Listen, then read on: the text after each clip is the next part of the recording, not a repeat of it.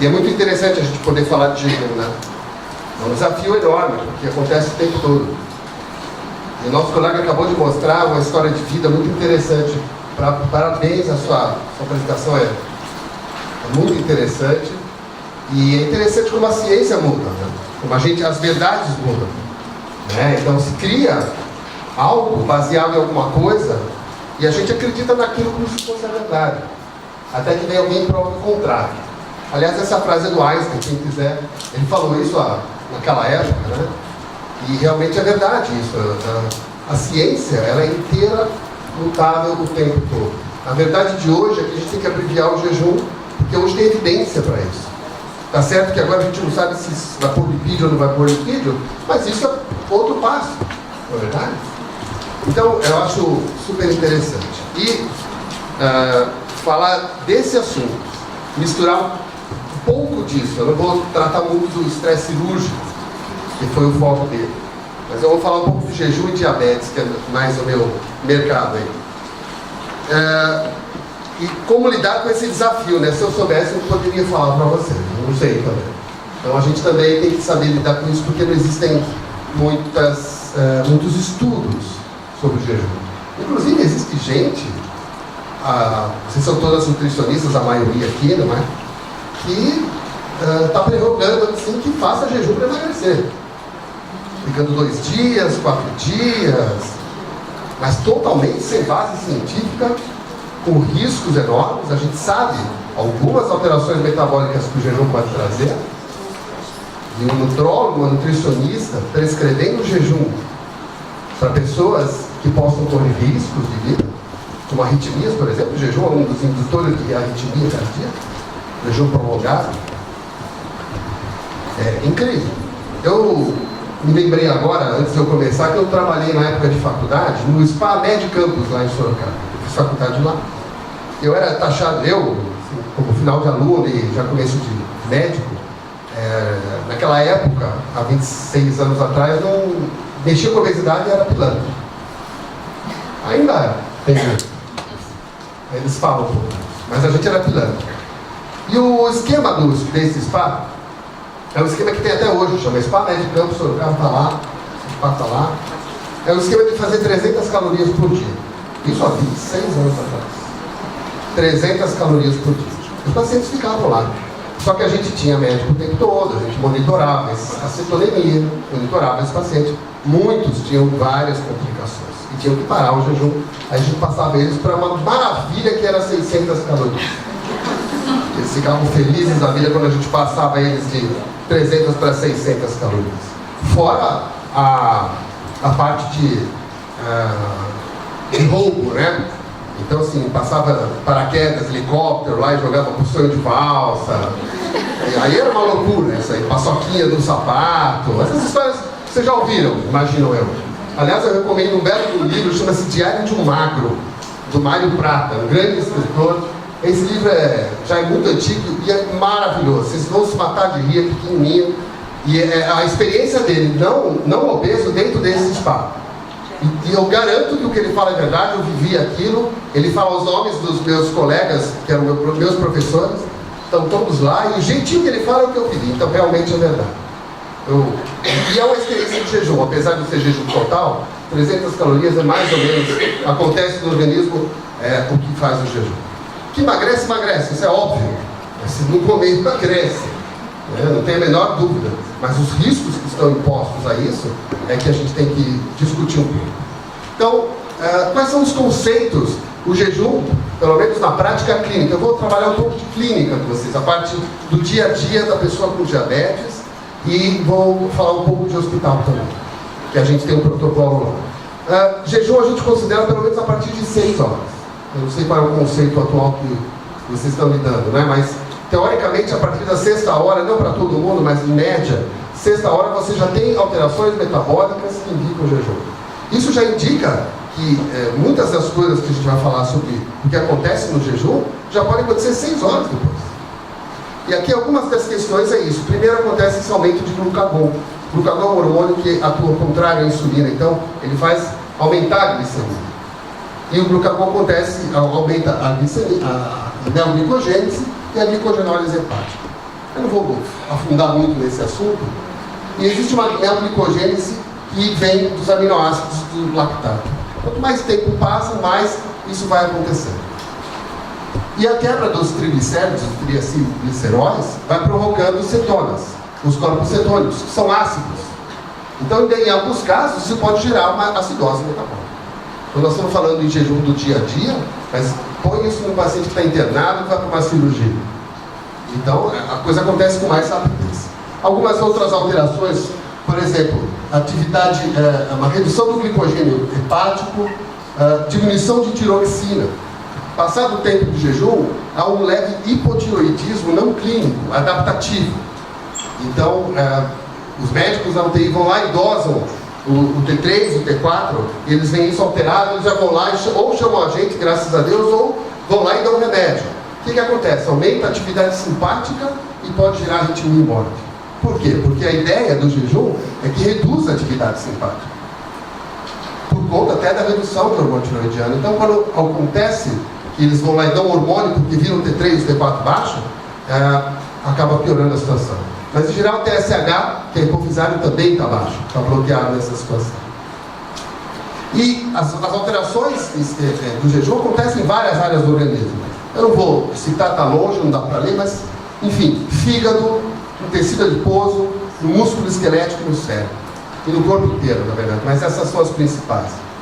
O cérebro, ele precisa de glicose para se manter vivo. Então, de qualquer maneira, ele vai tirar a glicose de algum lugar.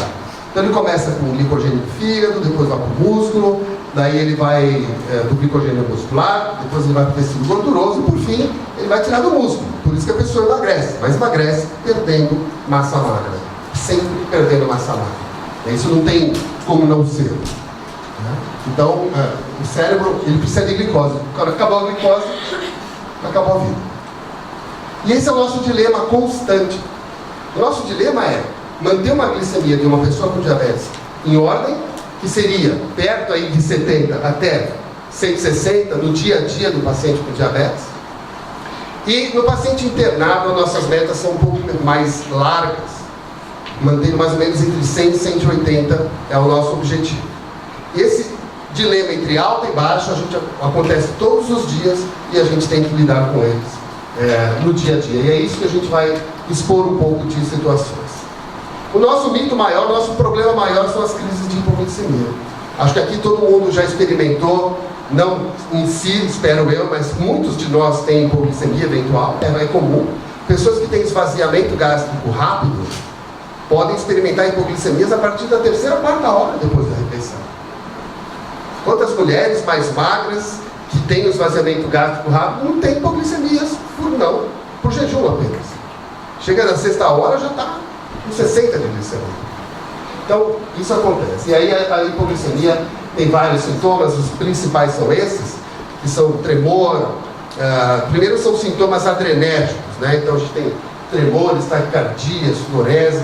E depois a gente vai tendo os sintomas neuroglicopênicos, que é por falta de açúcar no cérebro.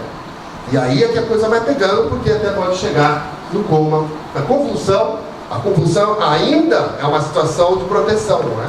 Porque a convulsão é que o cérebro se desliga, o organismo tem que se bater inteiro para tentar tirar a glicose, chacoalhar a glicose de algum lugar, para poder entrar mais glicose para o cérebro. Está protegendo, ele protege o cérebro, desliga o cérebro e faz a gente ter espasmo muscular para poder gerar glicose. Então, para isso serve a convulsão. E aí todo mundo fica desesperado com a convulsão. Então a convulsão está protegendo o indivíduo da hipoglicemia ainda. E depois isso acontece, vem o coma e a morte por hipoglicemia. O estudo que mostrou para a gente que diabetes mata de hipoglicemia foi um estudo de 1993 com jovens tipo 1, chamado DCCT, que mostrou que tratar o diabetes de forma intensiva, com várias aplicações de insulina por dia, é muito melhor do que aplicar poucas doses por dia, em diabetes tipo 1. Esse estudo, o índice de mortalidade foi enorme, porque não se sabia tudo que a gente sabe hoje. E eles morriam de acidente de trânsito por hipoglicemia. Então, é muito importante essa questão da hipo, e a gente enxerga isso, o endocrinologista enxerga isso como um grande desafio o dia inteiro, o tempo todo, de todos os pacientes com diabetes. O tratamento do diabetes hoje em dia é meio confuso. Claro que eu não vou explicar todos esses passos, mas a gente tem várias drogas, várias combinações de drogas. O importante disso é mostrar que ele tem um passo a passo, um racional para a gente trabalhar. E esse passo a passo começa sempre com a metformina, que na hora do hospital não é algo interessante. É uma medicação meio desinteressante quando o paciente entra no hospital. Ela atrapalha para fazer exame contrastado, ela atrapalha quando está em jejum, porque aumenta o risco de acidose. Então, a gente, tecnicamente, quando o paciente tem uma coisa um pouco mais grave, o melhor é não usar metformina dentro do hospital. Melhor é usar insulina. Mas os pacientes usam em casa, essas medicações. E vocês têm que ter atenção nas sulfonilureias, que são os medicamentos mais antigos, e nas insulinas. Todas as classes que tem aqui no meio de combinações não provocam hipoglicemia. Não são medicamentos que estão associados com hipoglicemia pelo seu mecanismo de ação. Eles não agem fazendo o pâncreas produzir insulina, independentemente da glicose que está na corrente sanguínea. Então, o que nós temos que tomar cuidado são as sulfonilureias e as insulinas. A insulina é simples, na hora de fazer o questionamento para o paciente, vai falar de insulina X, dá o nome, insulina tal, e remédio é que tem que conhecer. Então, a gente tem que conhecer as sulfonilureias, o nome delas. Então, a mais antiga é o diabinese, que a gente está em desuso, na maioria das vezes. O Daunil as pessoas usam muito, que é a glibenclamida, mas a gente está tentando banir isso do mundo, mas vai ser difícil. É a mais barata, tem disponível hoje em dia. Então a gente está tentando evitar esse tipo de sulfonilureia. Mas a mais utilizada por hoje em dia é a gliclazida, que é o diamidron, e também tem a glibepirida, que é o amarelo. Então, e os similares com outros nomes. É muito importante no questionário, seja no hospital, seja no consultório de vocês, ter esses nomes e saber qual é o mecanismo de ação. Se for uma sulfonilureia, o paciente já está correndo risco de hipoglicemia, independentemente de qualquer tipo de coisa do tratamento. Tá? Então, sempre sulfonilureias e as insulinas. Os outros remédios não provocam hipoglicemia. Aqui. Opa. As insulinas, também acho muito importante quem vai trabalhar com pessoas com diabetes. Eu acho que aqui não tem ninguém que não trabalhe com pessoas com diabetes. Nós somos em 14,3 milhões de pessoas com diabetes no mundo, no Brasil, perdão, 430 no mundo, milhões. Com 14 milhões, 7 milhões que não sabem e que a gente fica sabendo no hospital, muitos ficam sabendo no hospital, portanto a gente lida com isso, é o nosso dia a dia. A percentagem de pacientes diabéticos interna é enorme, por complicações próprias da doença ou por a pessoa estar associada com diabetes e outras patologias. Então tem que saber um pouco sobre insulina. E a gente tem dois tipos básicos de insulina. A insulina que a gente chama de basal e a insulina que a gente chama de rápido, de ação rápida. Normalmente nos hospitais se utiliza insulina NPH como basal, mas ela não é tão basal. Ela tem um período aí de 10 horas de ação, só que ela tem um pico de ação. Esse pico de ação é um problema, porque é onde ela age mais. E é ali que a pessoa corre o risco de ter hipoglicemia. Então, a insulina NPH é a mais usada, é gratuita, mas é a mais problemática, porque ela faz pico. Então, a equipe tem que estar sabendo o que o paciente está usando, que horas está sendo aplicado, e a enfermagem, que está aí atrás um pouquinho da enfermagem, não pode falhar no horário. Porque quando a gente prescreve o horário, a gente sabe o horário que a gente acha que vai ter um pico.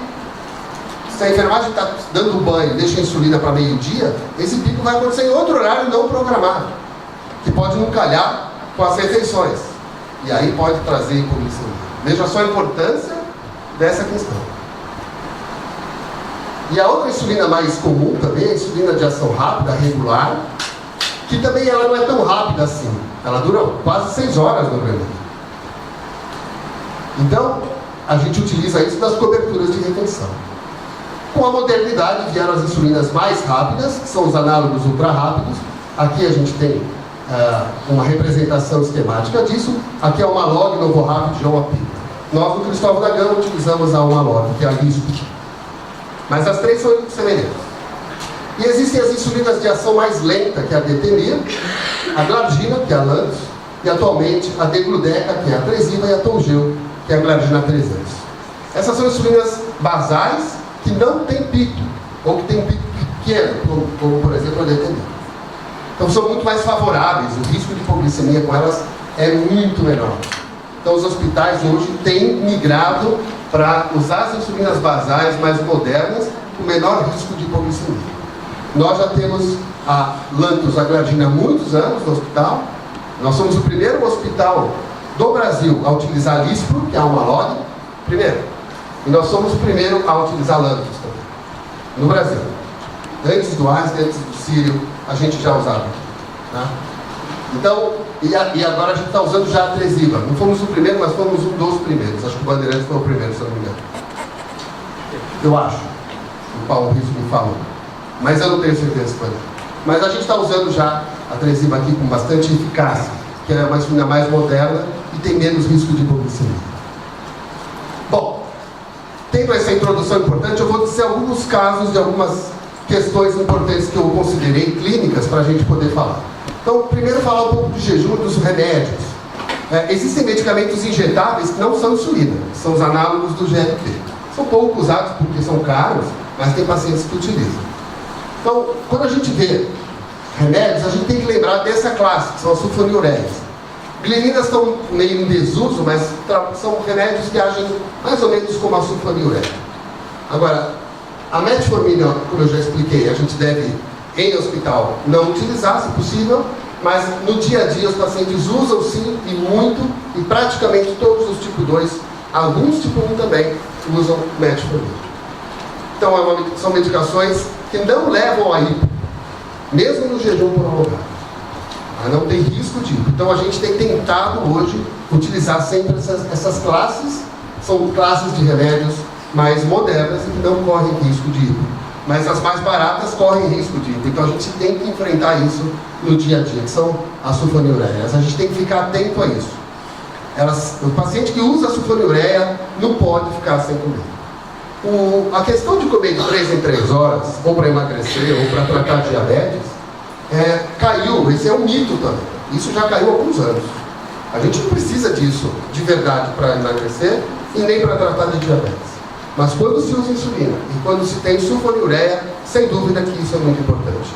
Não para emagrecer e nem para melhorar a glicemia, mas para evitar a hipoglicemia. Tá? São os mitos que vão modificando aí, né? Porque jejum pode ser ruim, mas pelo menos comer de 3 em 3, em 2 em 2, não emagrece mais do que comer 2 ou 3 refeições ao dia. E agora, e o jejum em relação às insulinas? Como eu expliquei, depende muito do tipo de insulina e da hora que a pessoa aplica. É importante o conhecimento do perfil de ação de cada insulina para a gente calcular e avisar o paciente. Olha, se você usa NPH, se você aplica às 7 da manhã, o pico de ação vai acontecer 6 a 8 horas depois. Então, lá pelas 3 da tarde vai dar um pico de ação. Toma cuidado, porque ali você precisa comer um lanche. Não depois que tem hipo. Antes, para prevenir a hipoglicemia. A hipoglicemia é algo comum na vida dos diabéticos. É muito comum. Eles aprendem a lidar com isso. É bom? Não é bom. É péssimo. Mas eles aprendem a lidar. E aí a gente tenta evitar ao máximo. Quando não consegue evitar, tenta tratar rápido, com pequenas porções de alimentos com glicose. Por exemplo, a gente aqui dentro do hospital e fora também, usa um saquinho chamado Glinstan, que tem 15 gramas de glicose. Foi a grande sacada que a gente teve aqui, não é? Porque realmente, daquela dose, raramente precisa da segunda e resolve o problema. Sem a pessoa ficar comendo, que depois vai formar um rebote, ele vai ter hiperglicemia, e aí você vai dar insulina, vai ter hipo, e aí vai ficar aquela montanha russa, que chama-se variabilidade glicêmica, que é muito prejudicial para o paciente, é prejudicial para as consequências do paciente a longo e a curto prazo.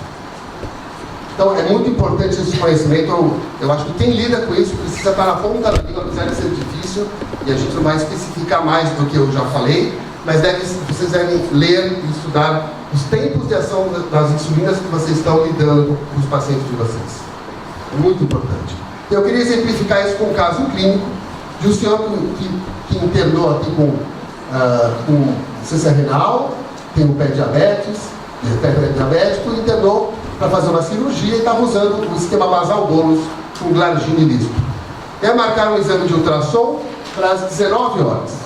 Nós já vamos falar um pouco sobre essas questões. E aí a enfermagem faz o que manda, põe em jejum. Só que esqueceram que a gente já tinha aplicado insulina, enfim, jejum, tem que fazer jejum para fazer exame. Tem outra questão que eu preciso que você me ajude. Alguém vai ter que decidir isso. Precisa mesmo de tanto jejum para fazer um ultrassom de abdômen? E foi lá. O que aconteceu com ele? No meio do caminho? Teve ido. Claro. Mas só foram chamá-lo, a enfermagem, quando ele já estava com ele. Ninguém lembrou de prevenir que ele ia ter ido. De pôr um sorinho glicosado, vamos supor que ele tenha que realmente ficar. E eu como soube disso? Porque eu estava na prescrição e teve uma troca de plantão, as enfermeiras vão falando com a outra. Olha, o senhor teve isso e tal, e a ultrassom, parará. E eu quietinho. Quando ela acabou de passar a visita, aí eu falei, olha, é óbvio que ele teve isso. Vocês prestou atenção? Marcaram o exame? Marcaram o exame, tem que fazer o exame. É obrigatório o jejum? A gente pode discutir, mas no final tem que fazer. Então vamos prevenir aí, porque está previsto o que vai acontecer. Tá? Então, esse é um exemplo prático que aconteceu recentemente. E as provas são verdadeiras, não é verdade? Isso. Que a filha está aqui, não posso falar. Tá aqui. O caso é verdadeiro, não é? Muito bem. Então, quando a gente fala em exames, imagem, quem conhece aqui o exame de imagem aqui? Ele está de costas, mas é o famoso Dr. Mário, quem é do hospital conhece. A gente tem ultrassom, ressonância e tomografia, que são os exames mais frequentes. Claro, tem raio-x, exame contrastado, enfim. Lembrar sempre do tempo de jejum que cada exame requer. Nós temos levantado isso recentemente para poder questionar. Então a gente fez um levantamento e a gente viu vários absurdos. A Lília quase que perdeu os cabelos, e tanto que a gente foi ver isso, né, Lília? Mas hoje, graças a Deus, a equipe é reunida. Nós vimos realmente um número elevado de jejum não necessário, mas hoje, com a união da equipe multiprofissional, a enfermagem, o pessoal de exames, os médicos também que fazem esse exame, a gente está conseguindo controlar. Esse paciente só fica em jejum acima do horário preconizado para o exame, se ele tiver um jejum de prescrição médica por um outro motivo, pelo diagnóstico dele. Então, a gente se assustou no início, mas graças a Deus a gente já teve um resultado positivo. Inclusive, a gente já está trabalhando com uma abreviação um pouco diferente no setor de endoscopia. E no futuro, nós também estaremos trabalhando com a abreviação de jejum de cirurgia aí para o próximo ano. Mas lembrar também que a gente faz exame ambulatorial, que é muito mais frequente. E os pacientes de vocês saem de casa sem saber com sulfuriuréia e insulina e vão lá fazer ultrassom. E não são orientados por nós médicos, nem por vocês, nutricionistas, ou pela enfermagem, no dia a dia, o que fazer com os seus remédios quando tem um jejum desse. A gente esquece de falar isso, porque tem que falar tanta coisa para lembrar, às vezes a gente não lembra. Então é bom estar aqui com isso na cabeça para tentar orientar melhor o paciente sobre isso. Quando tem exame de contraste, a gente tem que se lembrar muito sobre a hidratação do paciente. É um problema para nós, contraste, mas a questão de hidratação. Paciente desidratado, diabético, em jejum, aí é medo. Linha alerta. Contraste e hidratação. Tá? E a clínica, se o paciente tem um problema maior, tem problema vascular, tudo isso tem que ser visto. E a hora do exame. Então, o mínimo necessário de jejum. Por isso que tem que se programar. No hospital, por exemplo, a paciente com diabetes tem uma pulseira azul para ele ser identificado. E isso faz com que a gente possa montar protocolos de exames em horários mais curtos. E é isso que eu acho que nós vamos conseguir fazer para o ano que vem. Fazer tudo ficar mais rápido para evitar essas crises de hipoglicemia. Agora a gente vai ter indicadores para contar para a gente como está melhorando e o que mais a gente deve fazer. Isso é fundamental. Não ficar só no achômetro. Né? Existe o achômetro que começou a falar disso. Agora vem indicador, depois vem ciência. As coisas são assim, vão se mudando ao longo do tempo. E exame de sangue? Isso então, agora só se fala nisso, né? Não sei se vocês acompanham as redes sociais, mas exame de sangue agora se fala muito. Isso aqui é do site do Fleury. Agora, recentemente, isso aqui é de outubro, está lá escrito notícias, nem todo jejum é de 12 horas. E não é mesmo, e nunca foi. Não é invenção nova, não. Nunca foi. Aqui vocês não vão conseguir ler. Mas aqui tem coagulograma, hemograma, T4, ureia, gama, lá. Tudo de que é exame? Tudo 3 horas. Eu estou lendo para vocês. Quem está aqui na frente está lendo. Todos esses aqui são 3 horas de jejum. Só o colesterol, aliás, nem o colesterol, só o triglicérides precisa de 12 horas. E mesmo assim é questionável, porque hoje tem um parâmetro que nós estamos estudando que chama-se triglicérides pós-prandial. Não se sabe bem o que fazer bem com ele ainda, mas, enfim. Então até o triglicérides pode ser, talvez, diminuído. Mas o triglicérides muito alto, aí sim, porque o soro fica lipêmico, fica escuro, e ele não consegue lá no laboratório dosar outras coisas daquele soro. Mas fora o triglicérides, não tem nada para 12 horas. Nada. Então, se o paciente não precisa fazer triglicérides, a gente tira o triglicérides da jogada e o resto é 3 horas. Ninguém vai morrer com 3 horas de jejum. Ninguém vai ter tantos problemas. É normal para nós ficarmos 3 horas.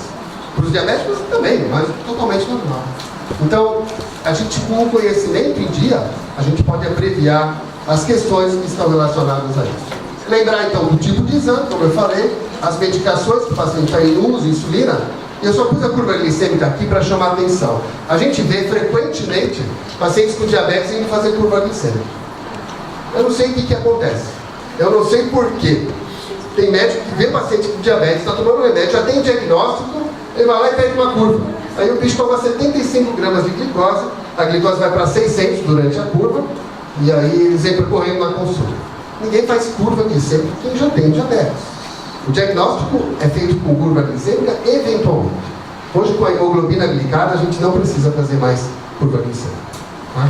Então, é um exame que está em desuso, muito mais para ver hipoglicemia reativa.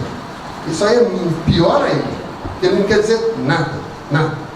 O que é uma pessoa que passa 3 dias comendo açúcar, fica 12 horas sem comer, recebe 75 gramas de glicose rápida e passa mais 3 horas dosando o açúcar em 30 minutos? Que fisiologia é essa? Quem faz isso no seu dia a dia? Então, o que aparece num exame desse não representa um problema, representa uma coisa daquele momento. 50% das curvas glicêmicas em pessoas que não têm nada têm hipoglicemia. 50% das curvas glicêmicas em pessoas que sentem hipoglicemia reativa são normais. Se o mesmo indivíduo fizer 3 curvas glicêmicas no mesmo dia, ele tem 3 resultados diferentes. Ou seja, o exame não revela o que a gente quer saber. Para saber isso, precisa tirar a história, parar, conversar com o paciente. Bom, tirou a história, examinou, a gente pode indicar que tenha essa questão da hipoglicemia reativa. E por fim, as cirurgias, que eu acho que eu vou passar bem rápido, até porque já foi bem falado. Só lembrando que o indivíduo está em catabolismo no pré-operatório, já vou terminar. E que ele está com aumento de contrarreguladores. Ele falou muito bem, o paciente já chega hiperglicêmico, ele está nervoso, seja lá para tirar uma pinta, seja para fazer uma cirurgia enorme. A gente nunca sabe como aquela cirurgia impacta no paciente. A gente acha que tirar uma pinta não é nada, mas se o indivíduo teve 3 casos de melanoma na família, uma pinta que ele vai tirar pode ser tudo na vida daquela pessoa. Então esse impacto emocional vai piorar a glicemia. A gente não deve julgar nunca isso, mas o paciente sempre tem o risco de estar com a glicemia elevada. Depois ele é anestesiado e tem hipoglicemia, e daí sai o estresse. Então a gente tem que lembrar de tomar esses cuidados, os anestesistas e os clínicos, da função renal, função cardíaca, respiratória, hepática e neurológica. Tem que estar em ordem mesmo. Agora, nem sempre a gente tem essa possibilidade. Uma emergência, um acidente, uma vesícula, um apendicite, tem que operar o indivíduo do jeito que ele está. E na hora que ele chegou. Vai esperar. Então, às vezes a gente tem situações bastante desafiadoras, né? Então a gente tem que lembrar de todos esses itens, né? E eu falo um pouco da hora do procedimento. No hospital, quando é cirurgia marcada, que é grande, total maioria, preferencialmente os diabéticos devem ser operados de manhã cedo. é onde o hospital está aceso, onde as pessoas estão atentas, a enfermagem chegou fresca, a nutrição está fresca e está todo mundo mais atento. E a parte onde o indivíduo dormiu à noite, ele conseguiu ter a recuperação noturna, que é extremamente importante, e aí ele vai fazer a sua cirurgia pela manhã. Então, é o horário mais adequado. Então, quando possível, a gente deve tentar, dentro do hospital, trazer os pacientes com diabetes para fazer cirurgias pela manhã. Nem sempre é possível, mas não pode ser o médico que eu estou com vontade de operar às 4 da tarde, porque a gente tem que mudar um pouco esse conceito, né? A instituição tem que ser mais forte do que o indivíduo, e isso tem que ser assim. Isso eu tenho pregado lá na nossa instituição, que a instituição tem que ser mais forte do que o indivíduo. Se a hora da visita é até às 11, a gente tem que ir até às 11, tem que se adaptar. Nós temos que adaptar. Por quê? Porque tem implicações para isso. Não é porque eu quero, porque é bonitinho. O pessoal da TI fica aí desesperado, em pânico quando muda isso. Porque aí a prescrição que vai meio-dia vai sair por 3 dias depois. Isso impacta. E outras complicações metabólicas durante as cirurgias, né? Cetoacidose pode acontecer, as hipoglicemias, distúrbios hipereletrolíticos, arritmia, como eu falei, infarto, edema agudo, insuficiência renal aguda. São coisas que realmente acontecem quando a gente não tem um bom preparo. Quando a gente faz um bom preparo, é raro a gente se deparar com episódios desse tipo.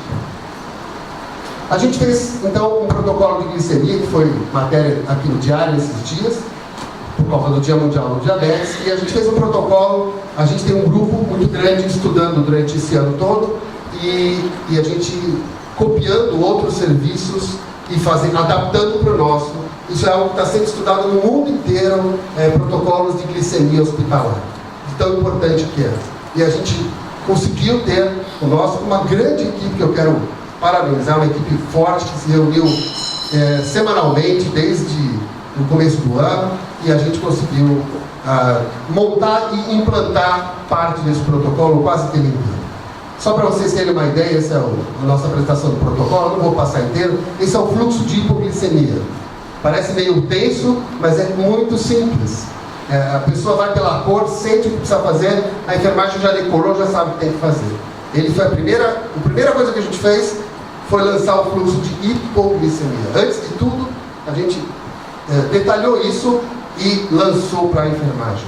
Depois a gente treinou todo mundo para poder trabalhar na mesma linguagem. Tá? E esse é um protocolo de hiperglicemia, de como aumenta a glicemia. Esse é um protocolo que ele é prescrito pelo médico, mas tem todo o conhecimento da enfermagem e treinamento para isso. São esquemas de insulinização dependendo do tipo de paciente. Essa é só uma tela da questão que a gente... Eu acho que, concluindo, para finalizar, jejum é algo para toda uma equipe, não é para um médico que cuida do paciente. É a equipe inteira, enfermagem, farmácia, nutrição, TI, porque tem que colocar na sua prescrição o jejum, depois tem que tirar esse jejum da prescrição, senão o indivíduo fica sem comer 10 dias e ninguém viu. E acontece isso, 10 eu acho que não, mas os 3 dias ficam, né? Aí aquela família me diz, doutor, ele não pode comer? Como foi a cirurgia dele? Faz 4 dias. Pode, ele já está comendo.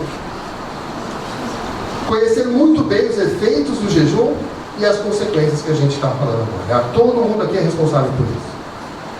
Conhecer o paciente, perguntar, fazer anamnese, suas medicações, seus hábitos. É muito importante. A anamnese da enfermagem na entrada do paciente é muito importante. Não pode ser feito de qualquer maneira. A anamnese de nutrição que eu sei que vocês fazem é extremamente importante. E se vocês têm dúvida, perguntem. Está tomando um remédio que nunca ouviu falar? Liga para o colega, liga para o médico, liga para alguém que saiba, procura. Não fiquem com dúvida com o nome de um remédio que vocês nunca ouviram falar, para saber o mecanismo de ação dele. E analisar cada caso individualmente. Por mais que a gente tenha um protocolo, as pessoas são diferentes. Então o protocolo serve para a gente seguir, não para a gente obedecer. A gente tem uma linha, mas não é uma obediência. É preciso do bom senso. Por isso que cada um aqui é formado na sua área, para poder tomar uma atitude com um bom senso. Se ela for bem tomada, ela será correta.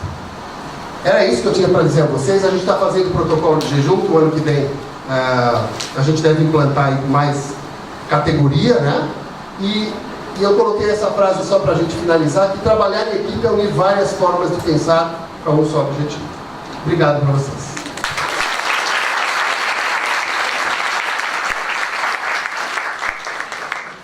A gente vai estar abrindo